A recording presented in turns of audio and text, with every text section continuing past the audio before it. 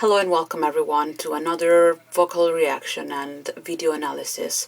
My name is Alessandra, but I'm known as Psamathes. I'm a versatile singer and I provide vocals for many different types of media, from soundtracks for video games and other genres, to music for vocal libraries, trailer music, and different types of media beyond this. This series of videos was born from my interest in looking at what other singers do and using my experience as a versatile vocalist to give you also an insight in what these singers do and what we can learn from them at any kind of level. This series is aimed at hopefully being easy to understand for everyone. I'm not aiming to use complicated terms. If I do, I will try to explain them. I don't want to leave room for misunderstandings. So far, I've focused my series of videos on Dimash, an incredible, also versatile singer who has amazing range, both in terms of how many notes he can sing and also the styles he can do. Really, we've looked even at different versions of the same song he has done over time.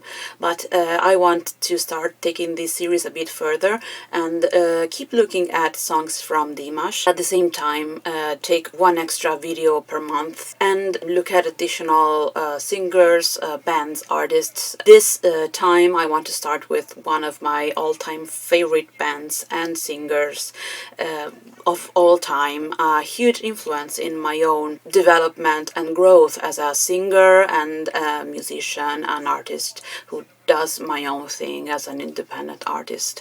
They are Matia Bazar, and they are an Italian band who had an incredible success in Italy, and I'm seeing also abroad, especially now with a lot of reaction videos about them also. A band who had an incredible success since I can't say for sure when the band was formed, it could be the 70s.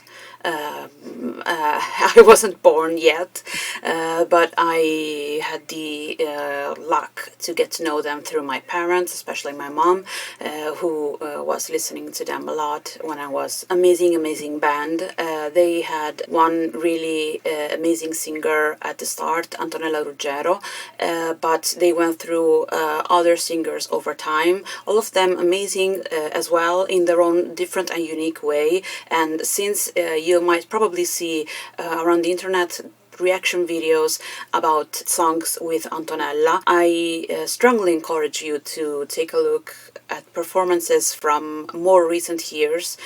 Even right now the band is still active. Do take a look at them to see how different singers with different voices and their own styles might approach material from older times, written for different vocalists. The song that I want to start with is one of my favorites, one of the first ones that I've heard from them. Not the most famous one, but definitely among the top ones by them. I want to preface this by saying that I'm Italian from Italy. I was born and raised in Rome. I still live there. So this is also very dear to my heart for this reason. And this also allows me to give a deeper insight to you in the context of Italian music, Italian lyrics, and how Italian singing techniques were and are taught, because I also studied singing in Italy. Second really important thing I want to say before we start is that I've seen many titles of videos, things written about the band and the singing especially, calling it operatic singing. Any singer that will then look at the band will probably realize this is not operatic singing, though there are influences and we will look at it, but I will digress. This is modern singing, and in Italian we call it canto moderno, the literal translation, modern singing. If we really want to label it in a particular way, we might call it canto leggero, which is translated as light singing, but it's a very outdated term. 20 years ago or something, it was the last we were seeing of this term around music schools. The important thing to think about is here in Italy, modern singing is also deeply rooted in the teachings and techniques of classical singing.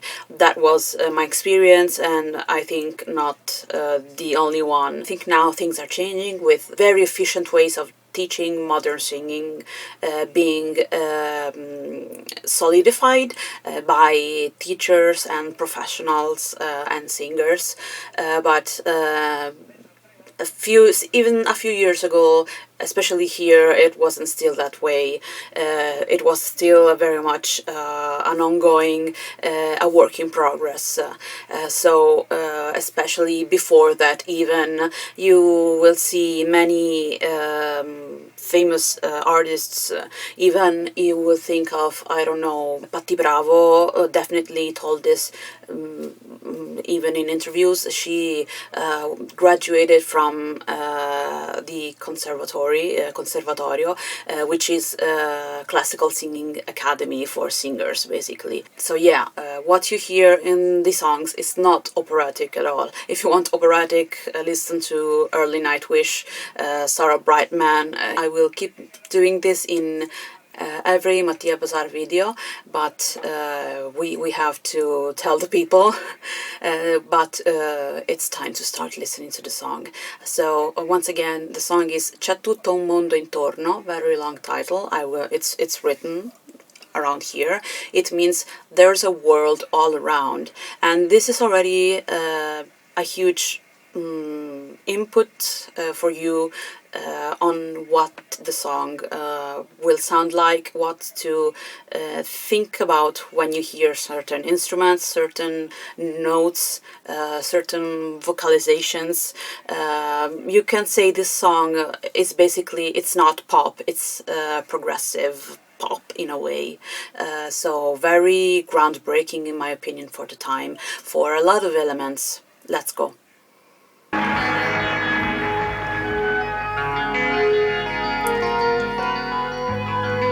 You can already hear the guitar and percussions are bringing you to other places. The guitar almost sounds like a sitar in a way.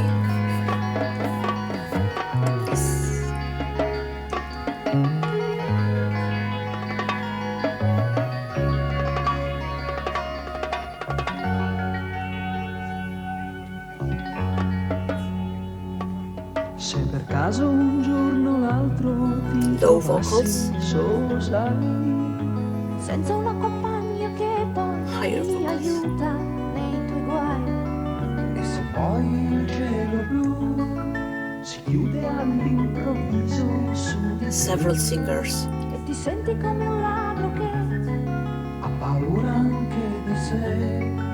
The contrast happens a lot on them. Un poco intorno a te. Almost Genesis.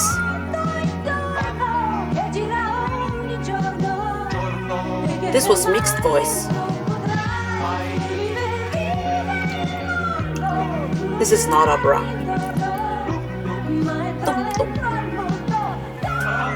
Almost shouted, but still a bit of head voice. I love this chord.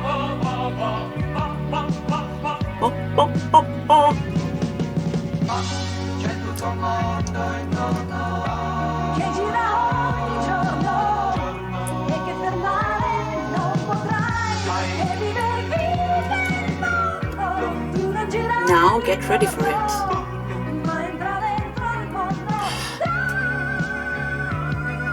Mix, head voice.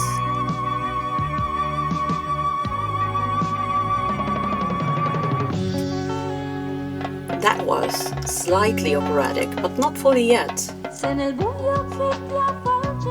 Now we're taking it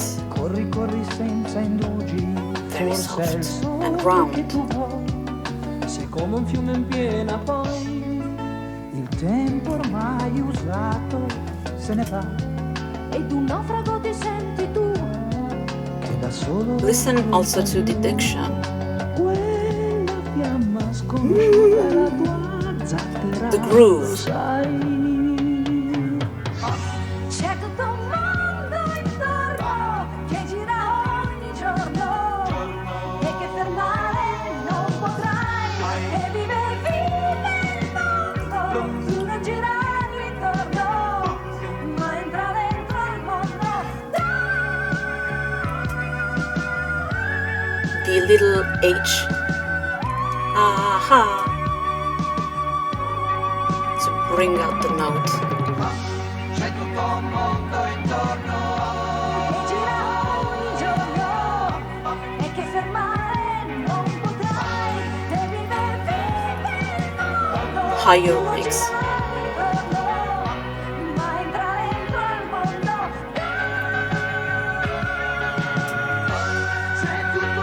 Repeating. Breath.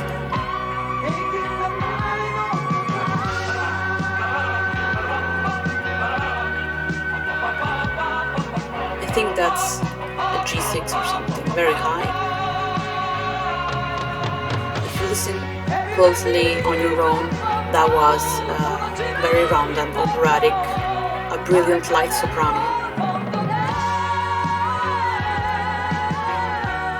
Lovely contrast of the voices harmonizing. Yeah.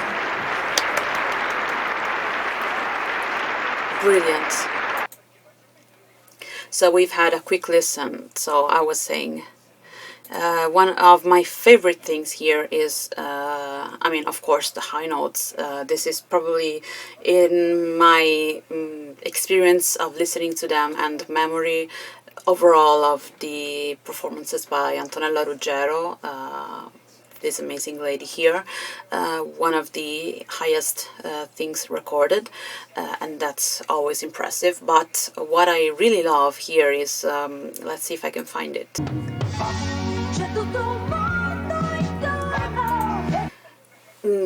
This is why, after listening to performances like this one, many of the things you hear today become boring, because she just said like a couple words, and there is so much in them. The emphasis, she said, c'è tutto un mondo intorno, there is a world all around, and she was like, c'è tutto un mondo intorno. It wasn't all straight, c'è tutto un mondo intorno. No, it was like, c'è tutto un mondo intorno. And you can hear the emphasis on the words, on the syllables that are important for conveying the lyrics. She's talking about having darkness all around you. So there is this very light voice, almost like expressing some kind of fear, right? And then it changes again, depending on the words.